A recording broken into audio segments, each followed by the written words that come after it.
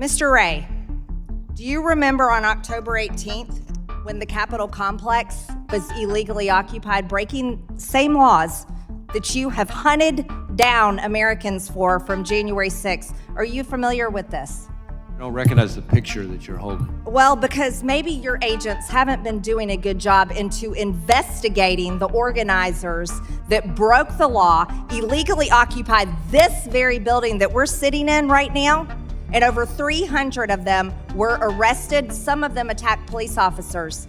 I haven't seen on the news where the FBI is hunting them down with helicopters, tanks in the streets, raiding their homes with flashbangs, targeting these people, watching these people, throwing them in jail for them to stay in pre-trial in solitary confinement for years before they ever face trial. You want to know what this says? I'll tell you. This is one of the organizers' phones, and this is a chat, and it says at the top, Global Intifada.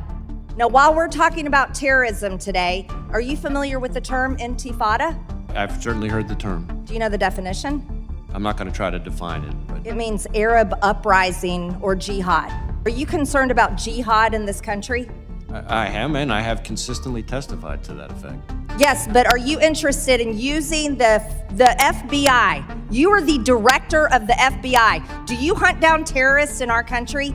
Those that would be responsible for jihad? Absolutely, and that's why we've had jihadist-inspired terrorism at our highest national threat priority level since the day that I started as FBI director. Do you still use the Southern Poverty Law Center as a source?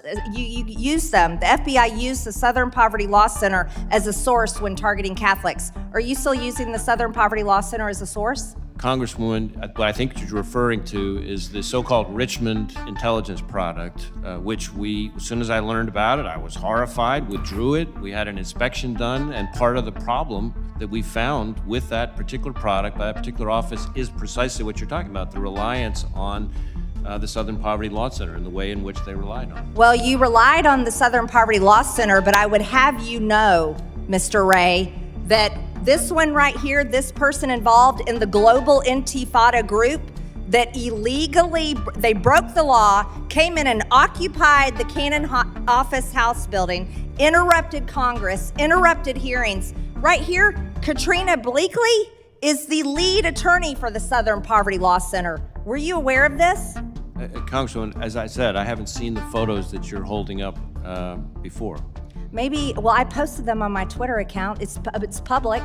You know, maybe I don't you guys spend a lot of time on Twitter. Well, you know, oh, I'm sure you do, because the Department of Homeland Security, and organized with other offices, has censored many Americans, including myself. I'm not part of the Department of Homeland Security. Right, Mr. Ray, you should be interested in investigating terrorism, and this right here is proof that we had terrorists in our own office building.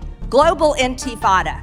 And you rely on the Southern Poverty Law Centers. Katrina Bleakley is one of the organizers. I'll send this over to your office so maybe perhaps you can stop targeting innocent grandmothers and veterans who walked through the Capitol on January 6th and might after people tied to Hamas, tied to Hezbollah, and likely Iran. For more videos like this, please smash the subscribe button and don't forget to like the video. We really appreciate it. Thanks for watching the America Truth channel.